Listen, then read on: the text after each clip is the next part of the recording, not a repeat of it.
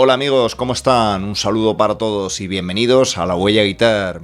La historia del rock and roll está repleta de anécdotas que no dejan de sorprendernos día a día. La mayoría de ellas muy divertidas, otras desde luego no tanto, incluso podríamos decir que bastante dramáticas. La historia que os vamos a contar hoy es una mezcla de ambas, pero seguramente no va a dejar de sorprenderte.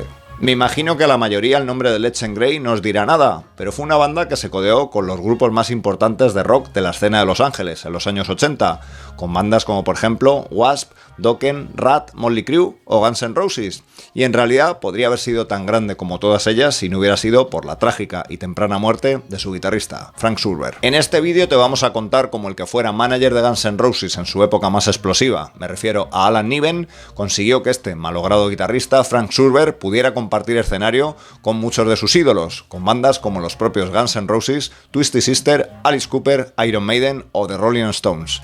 Eso sí, después de muerto. Vamos a verlo.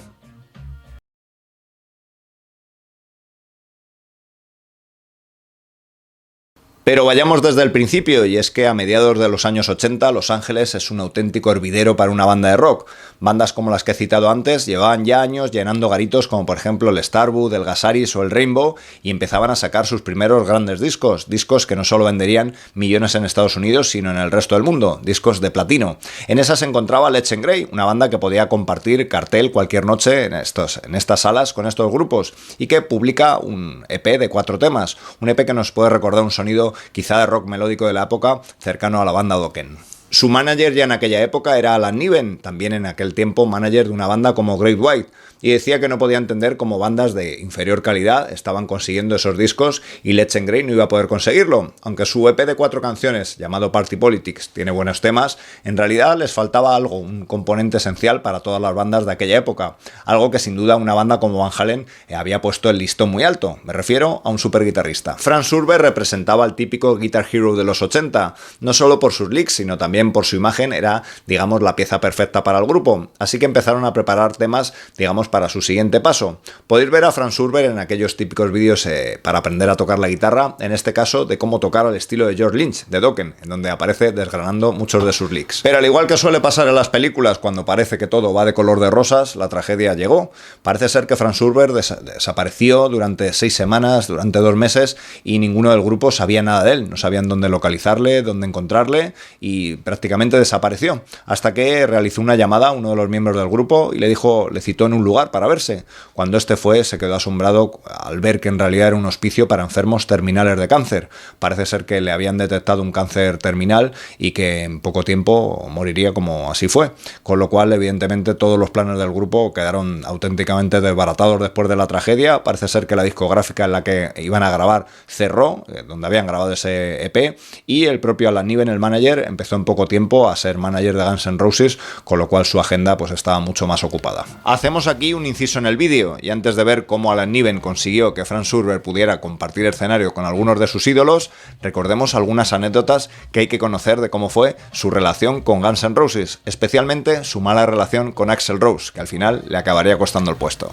Curiosamente, la banda que más éxito le dio a un manager como Alan Niven, me refiero a Guns N' Roses, fue una banda con la que él no quería trabajar, ya que en Los Ángeles todo el mundo sabía que esta era una banda que iba camino de la autodestrucción. No solo algunos de sus miembros eran heroinómanos, habían gastado gran parte del presupuesto del que iba a ser su primer EP, se lo habían gastado en drogas y alcohol, y evidentemente eran una banda que era auténticamente inestable, con lo cual prácticamente nadie quería saber de ellos. Sabían que era una banda con muchas posibilidades, pero por supuesto era difícil trabajar con ellos, así que Alan Niven, en principio, que era el manager, recordemos, también de Great White, pues no quería saber nada de ellos, hasta que su colega Tom Suttout le dice que por favor que se encargue de ellos, ya que su puesto en la compañía depende de que esa banda la lleve algún representante, y le convence para que vaya a verlos y para que se involucre con Guns N' Roses. Como el mismo Alan Niven recuerda, la primera vez que conoce a los miembros de Guns N' Roses fue en la casa donde estos vivían, una casa que se caía auténticamente en pedazos, donde era fácil encontrarte a cualquiera de ellos drogado en un sillón o al mismo Slash dando de comer a las serpientes, ¿no? Algo bastante caótico.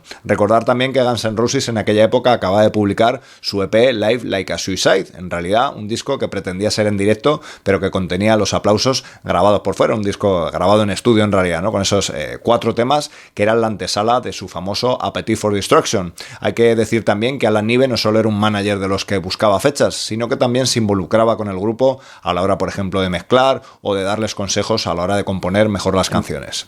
Pero si a partir de aquí Guns N' Roses y Alan Niven empezaban todo un rápido ascenso a la cima, también fue un auténtico calvario para el manager, especialmente en su relación con Axl Rose. Él recuerda que el primer concierto con Guns N' Roses no apareció, llegó tarde, con lo cual tuvieron que cantar Easy y Duff. Imaginaos el concierto para salir del paso. Y en el segundo concierto, esto no fue culpa de Axl, simplemente se presentaron 12 personas, recordando que el concierto lo componía un cartel de lujo. Nos referimos a los Guns N' Roses y Red Hot Chili Peppers. Imaginaos la cantidad de gente que hubiera ido a ver a día de hoy este concierto, desde luego un cartel que hubiera reventado estadios. Y es que muchos de los grandes pasos que podía dar la banda en aquella época, según el propio manager, eran boicoteados por Axl. Parece ser que una gira con ACC que finalmente no se produjo fue porque invitaron al representante de la banda australiana a un concierto de Guns N' Roses y Axl no se presentó.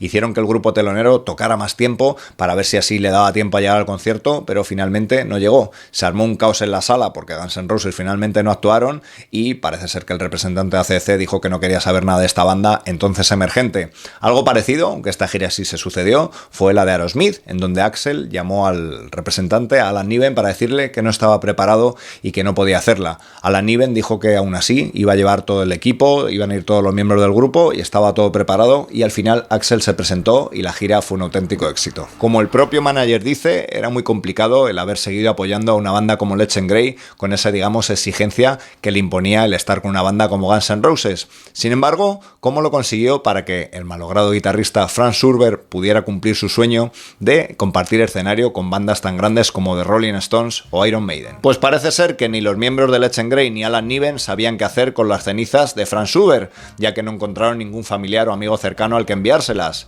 Alan Niven se las quedó en su oficina de contratación y cada vez que va a ver a una banda grande o cada vez que representa a un grupo de gran entidad, coge parte de esas cenizas y sin que le vean las esparce por el escenario, como diciendo: yo estoy cumpliendo mi labor de manager, tú querías compartir escenario con grandes bandas y al final pues lo estás haciendo. Solo me imagino, por ejemplo, un Mick Jagger en un concierto de Rolling Stones viendo a Alan Niven echar ese polvillo por encima del escenario y preguntarle: ¿pero qué coño estás haciendo? Y que le comente eso de: bueno, en realidad es un guitarrista, un grupo que representa hace tiempo y son sus restos mortales.